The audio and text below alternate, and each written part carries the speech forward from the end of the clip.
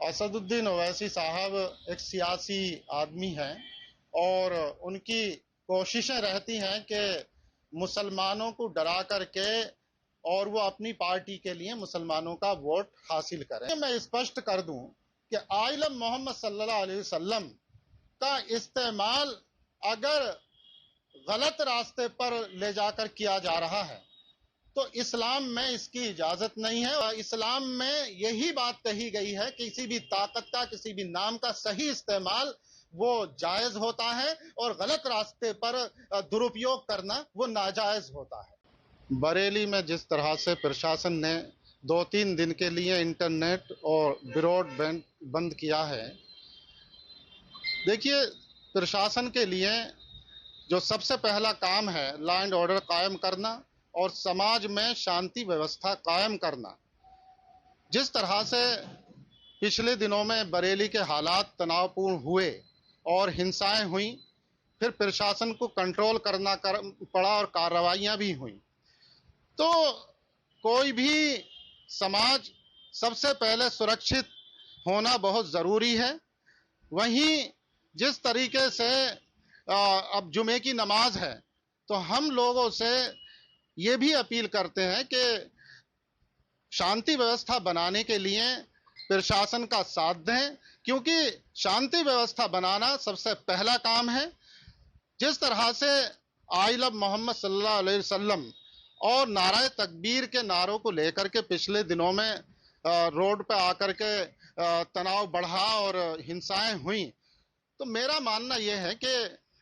किसी की भी ताकत का, किसी नाम का इस्तेमाल अगर गलत तरीके से हो रहा है तो ये एक फितना होता है और इसकी इस्लाम में बिल्कुल इजाजत नहीं है। ताकत का और नाम का इस्तेमाल सही तरीके पर हो तब वो ठीक होता है। तो यहाँ जिस तरह के हालात पिछले दिनों में बने, तो ये एक फितने की शक्ल ले रहा था, समाज में फसाद फैलने को था। तो शांति व्यवस्था कायम करने के लिए प्रशासन की कार्रवाई ये बेहतर है और हम यही अपील कर रहे हैं कि सभी लोग शासन प्रशासन का शांति व्यवस्था बनाने के लिए सहयोग करें।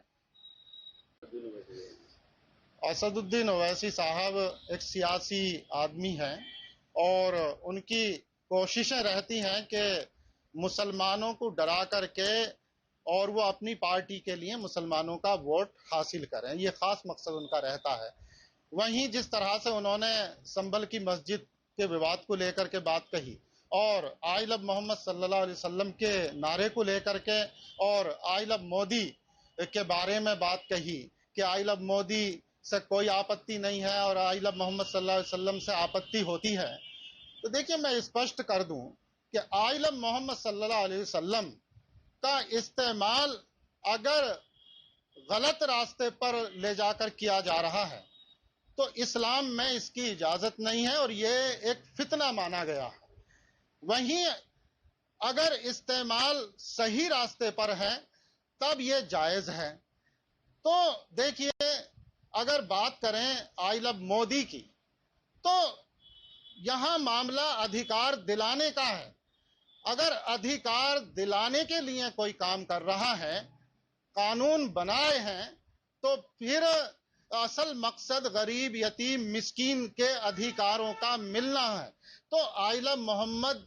सल्लल्लाहु अलैहि वसल्लम का गलत इस्तेमाल वहीं फितना बन जाएगा। वहीं आई लव मोदी अगर उन्होंने अधिकार दिलाए हैं तो ये जायज है, क्योंकि